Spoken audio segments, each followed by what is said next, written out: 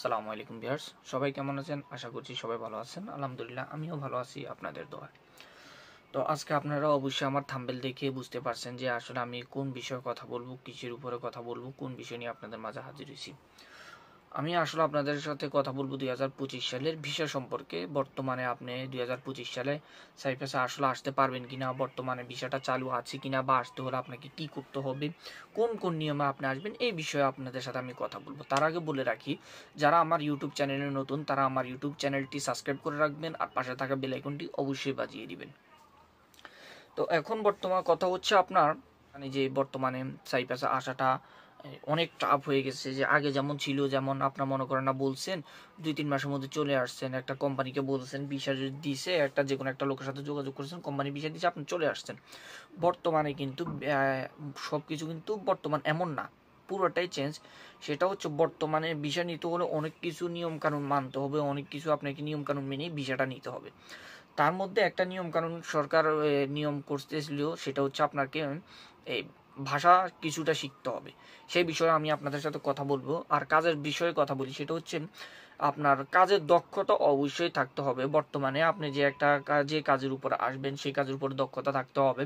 আপনি যে কাজ করেন, যেমন আপনি যদি ইলেকট্রিক্যাল কাজ করেন, আপনাকে কী করতে হবে, একটা ইলেকট্রিক্যাল কাজের ভিডিও করে তাদের ইমেলের মধ্যে পাঠাতে হবে, হোয়াটসঅ্যাপের মধ্যে হোক বা যেভাবে হোক, তাদেরকে আপনি একটা ভিডিও দিতে হবে। তাহলে সে আপনার ভিডিওটা দেখে বুঝতে পারবে যে আসলে আপনি কাজ জানেন কি জানেন না। তো ওই হিসাবে আপনাকে আপনার কোম্পানি নির্ধারণ করবে যে আসলে সেই ইলেকট্রিক কাজ করতে পারবে, তাকে আনা যায়। তখন যে আপনাকে কোম্পানি ভিসা দিবে। এর মধ্যখানে কোম্পানি আপনাকে শুধু এইটুকু দেখে আপনাকে ভিসা দেওয়া হবে না।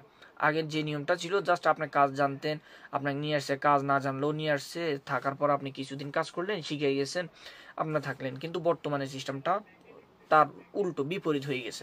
সেটা হচ্ছে আপনাকে এই কাজের প্রতি বেসিক ধারণা থাকতে হবে, ভাষার প্রতি বেসিক ধারণা থাকতে হবে। যেমন আপনাকে এই যেটা বলা হয়েছিল যে ভাষা শিখে আসতে হবে, যেহেতু আমরা আজকে অনেকদিন হয়েছে কিন্তু আমরা নিজেরাও পুরো ভাষা জানি না, আমরা নিজেরাও পুরো ভাষা বুঝি না, বলতেও পারি না। তো আপনারা দেশে থেকে অবশ্যই বুঝতে পারবেন না বা বলতেও পারবেন না। তা আপনারা কীভাবে আসবেন? আপনারা আসতে হলে আপনাদের কী ধারণা করতে হবে, যেমন আপনাকে একটা সামানের কথা বলছে যে এই জিনিসটা নিয়ে আসো, এটার তুর্কি কী হবে, এই জিনিসটা শিখতে হবে। কেমন আছেন, কই যাইতেছেন, কী কাজ করতেছেন, এই সাধারণ যেই কথাগুলো আমরা বলে থাকি, একজনের সাথে দেখা হলে পরিচিত হই, এই বিষয়গুলোকে আপনার জানতে হবে। তুর্কিতে এটাকে কীভাবে বলে, বা একটা লোক আপনাকে যদি বলে কেমন আছেন, এটার উত্তর আপনি কী বলবেন, এই বিষয়গুলো বেসিক ধারণা আপনাকে নিয়ে আসতে হবে। যেহেতু আপনি কাজের সাইডে যখন যাবেন, কাজ করতে যাবেন, তখন আপনাকে বলবে যে এই মেশিনটা নিয়ে আসো, হিলটিটা নিয়ে আসো, বা আপনার যেই সামান হোক ওই সামানের নাম ধরে বলবে যে এই জিনিসটা নিয়ে এসো। কিন্তু আপনি যদি না জানেন, তাহলে আপনি কাজ জানলেও কোনো লাভ ফায়দা হবে না, কেননা আপনাকে বলবে এই সামানটা নিয়ে আসতে, কিন্তু আপনি যেহেতু বুঝবেন না যে কী নিয়ে আসতে বলছে, তখন আপনি দাঁড়িয়ে থাকবেন, আনতে পারবেন না। তাহলে ওই লোকটার কাজ করবে, আপনাকে কোনো কাজ আসবে না। যার কারণে আপনাকে কি করতে হবে, ভাষার প্রতি বেসিক ধারণা নিয়ে আসতে হবে অবশ্যই। আপনি আগে যেমন ছিল যে কোনো ধারণার প্রয়োজন ছিল না, আপনাকে নিয়ে আসছে, জাস্ট আপনি চলে আসছেন। কিন্তু বর্তমানে তার বিষয়টা পুরোটাই উল্টো, আপনাকে ভাষার প্রতি বেসিক ধারণা অবশ্যই নিয়ে আসতে হবে। তার পাশাপাশি আগে যে নিয়মটা ছিল আপনার 6 মাসের, যে আপনি ইলেকট্রিক কাজের মধ্যে আসছেন, যদি আপনার এই কোম্পানিটা ভালো না লাগে আপনি 6 মাস পর কোম্পানিটা চেঞ্জ করবেন, সেটা বর্তমানে এখন আর নেই। সেটা হচ্ছে আগের যে 10 মাস ছিল, 6 মাস ছিল, এখন নিয়মটা হচ্ছে 10 মাস। আপনি 10 মাসের আগে কোম্পানিটা চেঞ্জ করতে পারবেন না। আপনি যখন একটা কোম্পানিতে নতুন আসবেন, তখন আপনাকে কি করতে হবে, ওই কোম্পানিতে 10 মাস কাজ করতে হবে। 10 মাস পরে আপনি যদি না করেন, তাহলে আপনি কোম্পানিকে বলবেন, কোম্পানি আপনাকে চিকিৎসা পেপার দিয়ে দিবে, আপনি অন্য কোম্পানিতে কাজ করতে পারবেন। বাকি আগে 6 মাস ছিল, এখন আর আপনি 6 মাসের মধ্যে এই কোম্পানি চেঞ্জ করতে পারবেন না। আপনি 10 মাসের আগে কোম্পানি চেঞ্জ করতে পারবেন না, 10 মাস পরে আপনাকে কোম্পানি চেঞ্জ করতে হবে। তার মধ্যে আমরা আসলে অনেকে ভুল করি।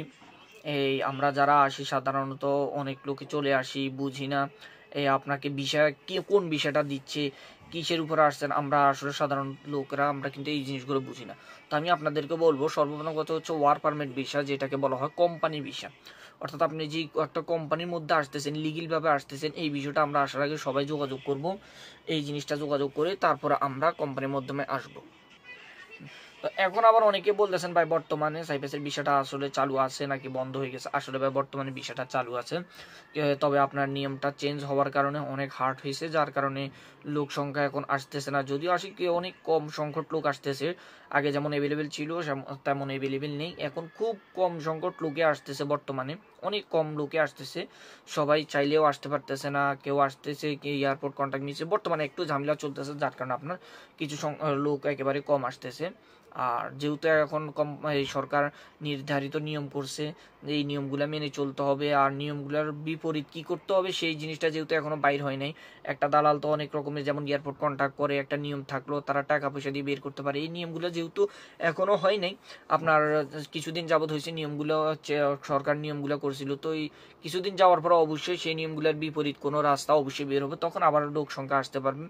আমরা যারা বই দিছিলেন যে কোম্পানিতে আসবেন বা কাজের উপরে দিছেন, তারা অবশ্যই আসতে পারবেন।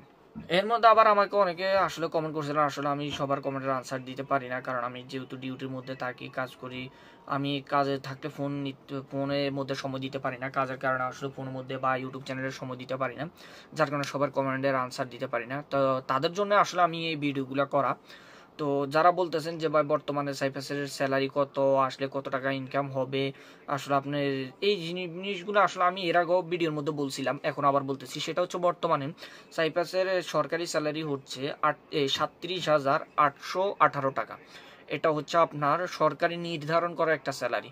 হ্যাঁ, হয়তো যখন আপনি নতুন আসবেন সকল কোম্পানি আপনাকে দিবে না, কিছু কোম্পানি আছে আপনাকে কম দিতে পারে, 35,000 দিতে পারে, 30,000 দিতে পারে, যেটা বাংলা টাকা পায় 1,00,000, 1,20,000 এমন হতে পারে।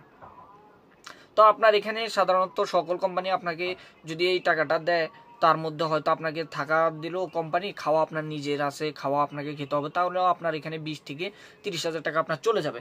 বা আপনার ধরেন মাস শেষে যদি আপনি ভালোভাবে একটা কোম্পানিতে আসতে পারেন, কাজ করতে পারেন, প্রায় 1,00,000 টাকা আপনার এই খাওয়া দাওয়ার পরে, খরচের পরে আপনার থাকবে। আর যদি হ্যাঁ কোম্পানি কিছু টাকা কম দেয়, তাহলে সামান্য কিছু কম হতে পারে।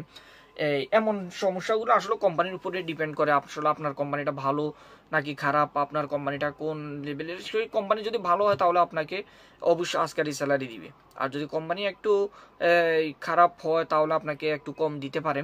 একেবারে কম দিবে এমন না, হয়তো আপনাকে 30,000, 35,000 এমন দিতে পারে। তো যাই হোক, আসলে আমি ভিডিও নিয়ে আসতে পারি না, আপনারা যারা আমাকে কমেন্ট করেন আসলে সকলের ভিডিওর আনসার, কমেন্টের আনসার আমি দিতে পারি না, যার কারণে আপনাদের জন্য ভিডিওটি নিয়ে আসছি। তো আমি আবারও চলে আসবো আপনাদের মাঝে নতুন আরেকটি ভিডিও নিয়ে। ততক্ষণ পর্যন্ত সবাই সুস্থ থাকবেন, ভালো থাকবেন, আল্লাহ হাফেজ।